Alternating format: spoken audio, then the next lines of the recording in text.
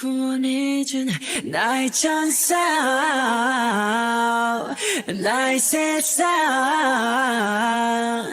난 이상 새 고향이 널 만나러 Warning, my voice incoming. Mute if needed.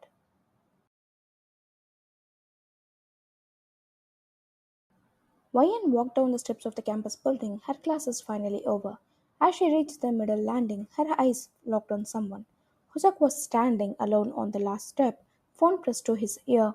He looked unreal, effortlessly cool, effortlessly hot. She slowed her steps, heart thumping. Hosek wasn't just standing there. He was glowing under the soft afternoon sun, his profile sharp, a soft smile playing on his lips as he spoke into the phone. Wayan's eyes widened slightly, and then an idea popped into her head. What if she pretended to trip near him? Maybe he would catch her, like in the K drama she watched. Maybe their eyes would meet, and he would smile, gently brushing a strand of hair from her face. It could be magical, ridiculous but magical. She gulped and took a deep breath. One step, then another. She neared him, her knees wobbling slightly, not from the plan but from how good he looked. With a dramatic sway, she pretended to trip, but this time, fate decided to take it literally. Her foot caught the edge of a step, and she lost balance for real. Her arms flared, bag flying up, and she crashed onto the floor with a loud thud. She whimpered, rubbing her knee as embarrassment burned her cheeks like fire. She glanced up through teary eyes, hoping to see Herzog's concerned face. But before she could even focus, someone knelt beside her. Yeah, are you okay? A familiar voice asked. She turned to her right.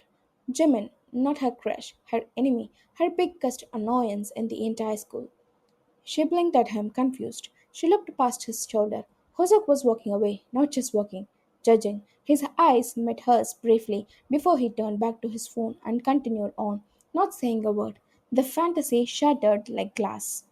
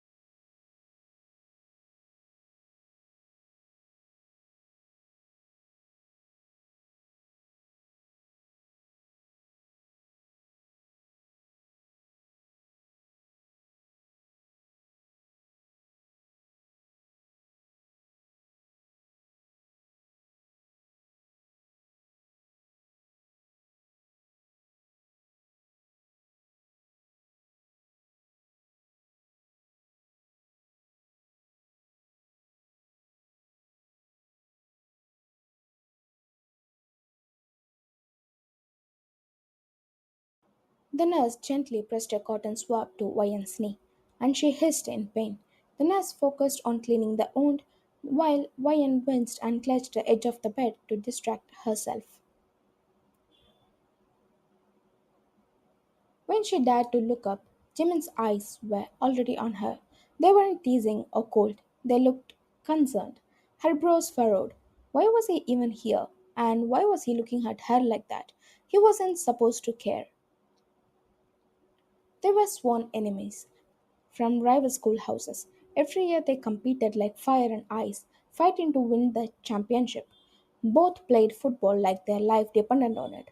Last year they almost got expelled after a heated match turned into a fight.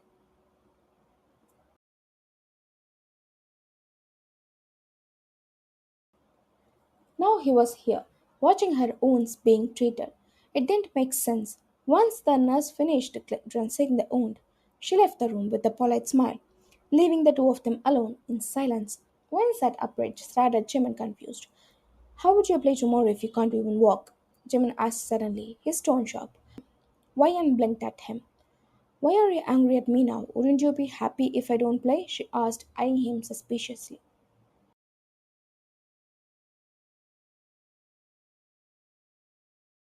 Jimin looked away. I'll win either way, he said, his voice calm but challenging.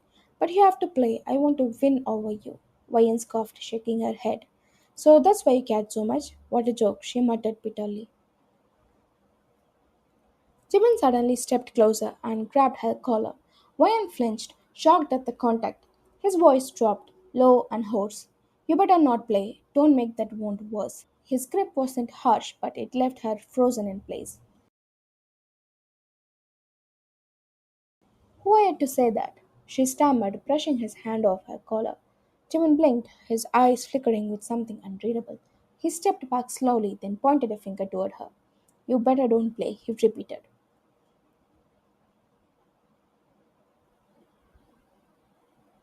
His eyes dropped for a second to her bandaged knee. Without another word, he turned and walked away. Ryan scoffed, staring at the door he disappeared through. What just happened? Nothing about him made sense anymore.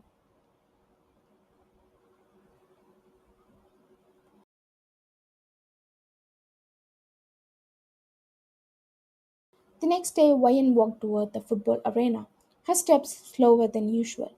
Her team and Jimin's team were already warming up on the field.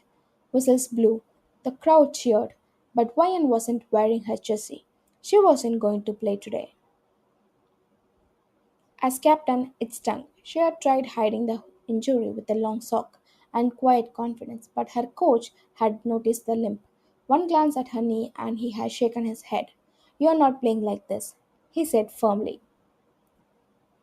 Now she sat alone near the benches, wrapped in a team hoodie, watching the match unfold in front of her. Her teammates called plays, kicked with all their heart, but Ryan felt hollow. Every moment on the field made her want to run again. Her eyes wandered. Hosok was standing on the edge of the field, not even watching the game. He laughed at something a girl beside him said. He smiled wide as he gently nudged her shoulder. Ryan swallowed the lump forming in her throat. Only if you caught me yesterday, I wouldn't be here like this, she muttered under her breath.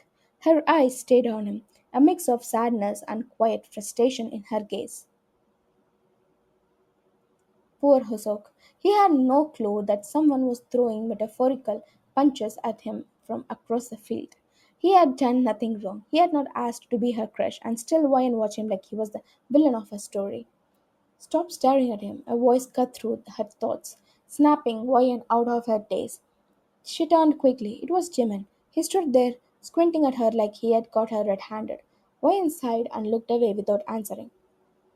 He walked over and placed his foot on the bench beside her. She looked up just as he leaned forward to tie his shoelace. His eyes were on her, not the laces. Look at me play, he said, straightening up. Ryan rolled her eyes. She turned her head away again, but his hand suddenly cupped her jaw.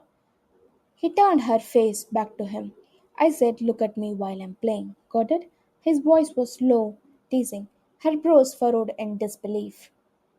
Maybe I'll punch your face instead, she muttered, pushing his hand away. Jimin only smirked and stepped back. It's no fun winning if you're not playing opposite me, he said. She stared at him for a second, then pushed his foot off the bench. He jogged back onto the field in his jersey and shorts. Ryan scoffed under her breath. Why would I look at him? She mumbled, glancing back toward Hozok. But within seconds, her eyes drifted to Jimin and they didn't leave. His hair bounced with its print. His jersey clung to his skin, damp with sweat. Drops glistened across his neck and arms. His thighs moved with power and grace. Ryan blinked, wondering how she had never noticed before. Was she actually drooling? Jimin glanced at her mid-game and made eye contact. Her mouth shut instantly and she swallowed hard. He pointed two fingers toward her eyes, then toward his. Watch me, he mouthed with a wink. Ryan's heart flipped. She looked away fast. What is wrong with him? She whispered, pressing a palm to her face. Her heart wouldn't stop racing. He was supposed to be her rival, not the reason her stomach felt like it was doing backflips. It was half time, and Ryan's team jogged off the field, sweat dripping from their brows and disappointment clouding their faces. One teammate approached her. Head low. I'm sorry, they murmured. Wyan quickly shook her head, trying to stay strong despite the ache inside.